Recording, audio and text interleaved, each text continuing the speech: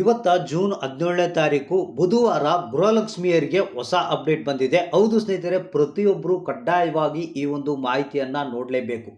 ಯಾಕಂದರೆ ಇಲ್ಲಿ ನಿಮಗೆ ಗೊತ್ತಿರ್ಬೋದು, ಏಪ್ರಿಲ್ ಮೇ ಜೂನ್ ತಿಂಗಳದ್ದು ಹಣ ಏನಿದೆ ಇನ್ನೂ ಬಂದಿಲ್ಲ. ಸೊ ಇದ್ರ ಬಗ್ಗೆ ಲೇಟೆಸ್ಟ್ ಆದಂಥ ಅಪ್ಡೇಟ್ ಅಂದರೆ ನಿಮ್ಮ ಖಾತೆಗಳಿಗೆ ಇವತ್ತ ಯಾವ್ಯಾವ ಕಂತುಗಳ ಹಣ ಬಿಡುಗಡೆ ಆಗ್ತಾ ಇದೆ, ಬಿಡುಗಡೆ ಆಗುತ್ತಾ ಇಲ್ಲ, ಎಷ್ಟು ಜಿಲ್ಲೆಗಳಿಗೆ ಬಿಡುಗಡೆ ಆಗ್ಬೋದು, ಯಾರೆಲ್ಲ ಹಣವನ್ನು ಪಡಿತಾ ಇದ್ದಾರೆ, ಈ 3 ತಿಂಗಳ ಹಣ ಯಾವಾಗ ಬರುತ್ತೆ ಅನ್ನೋದ್ರ ಬಗ್ಗೆ ಲೇಟೆಸ್ಟ್ ಆದಂಥ ಅಪ್ಡೇಟ್ ಬಂದಿದೆ. ಇದ್ರ ಬಗ್ಗೆ ಮಾಹಿತಿಯನ್ನು ನೋಡೋಣ.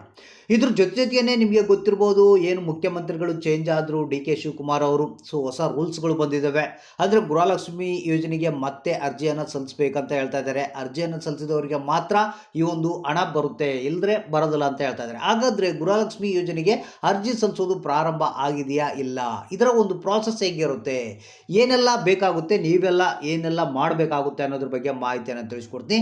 ಅಂದರೆ ಭಾಳ ಮುಖ್ಯವಾಗಿ ಇಲ್ಲಿ ಗೃಹಲಕ್ಷ್ಮಿ ಯೋಜನೆಯ ಹಣಕ್ಕಾಗಿ ಯಾರ್ಯಾರು ಕಾಯ್ತಾ ಇದ್ರ, ಅಂದರೆ 2-3 ತಿಂಗಳಿಂದ ಹಣ ಬಂದಿಲ್ಲ ಅಂತ ಯಾರ್ಯಾರು ವೇಟ್ ಮಾಡ್ತಾ ಇದ್ರ ಅಂಥವರು ಕಡ್ಡಾಯವಾಗಿ ನೋಡಲೇಬೇಕು.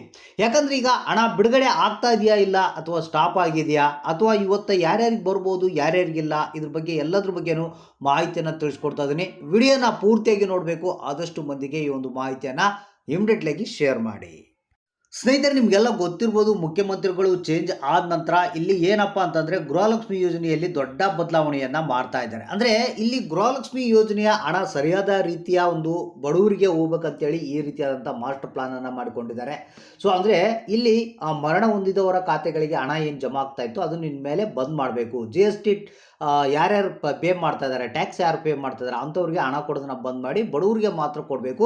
ಇದರಿಂದ ಸರ್ಕಾರಕ್ಕೆ ಹಣ ಉಳಿತೆ, ಅದನ್ನು ಜನರಿಗೆ ಕೊಡಬೇಕಂತೇಳಿ ಮಾಸ್ಟರ್ ಪ್ಲಾನನ್ನು ಮಾಡಿದ್ದಾರೆ.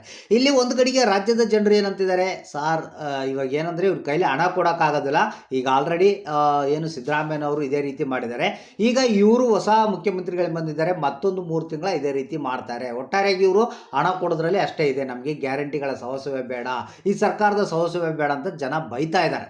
ಸೊ ಇಲ್ಲಿ ಏನಪ್ಪ ಅಂತಂದರೆ ಡಿ ಕೆ ಶಿವಕುಮಾರ್ ಅವರು ಒಂದು ಮಾಹಿತಿ ಕೊಟ್ಟಿದ್ದಾರೆ, ಇಲ್ಲ ಇನ್ನು ಮುಂದೆ ಕರೆಕ್ಟಾಗಿ ನಾವು ಹಣವನ್ನು ಕೊಡೋದಕ್ಕೆ ವ್ಯವಸ್ಥೆ ಮಾಡ್ತಾ ಇದ್ದೀವಿ, ಅದ್ರ ಸಲುವಾಗಿ ಈ ಎಲ್ಲ ಕೆಲಸಗಳನ್ನು ಹೊಸ ರೂಲ್ಸ್ಗಳನ್ನು ಜಾರಿಗೆ ತಂದಿವಿ ಅಂತ ಮಾಹಿತಿಯನ್ನು ಕೊಟ್ಟಿರುವಂಥದ್ದು.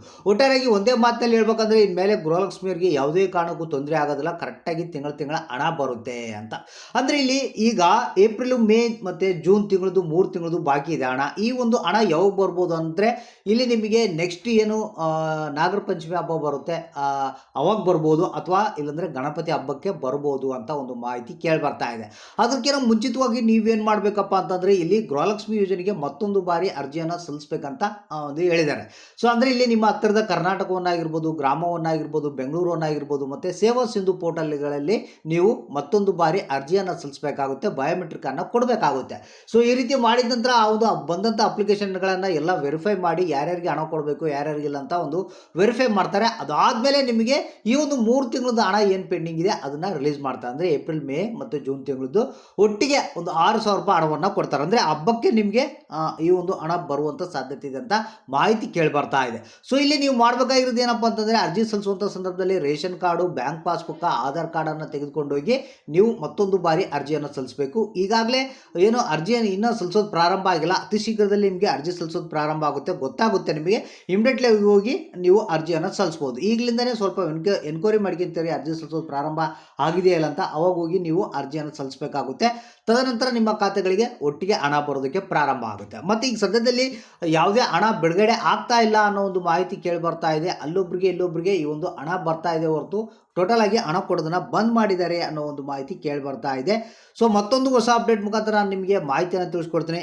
ಪ್ರತಿಯೊಬ್ಬರು ನಮ್ಮ ಚಾನಲ್ ಇನ್ನೂ ಸಬ್ಸ್ಕ್ರೈಬ್ ಆಗಿಲ್ಲ ಅಂದರೆ ಇನ್ನೂ ಸಬ್ಸ್ಕ್ರೈಬ್ ಆಗಿ, ಮತ್ತು ನಿಮಗೆ ಹಣ ಬಂತಾ ಇಲ್ಲ ಏನಾದರೂ ಸಮಸ್ಯೆ ಇದ್ರೆ ಅಂತಂದರೆ ಇಮಿಡಿಯೇಟ್ಲಾಗಿ ನಮಗೆ ಕಮೆಂಟ್ ಮುಖಾಂತರ ತಿಳಿಸಿ.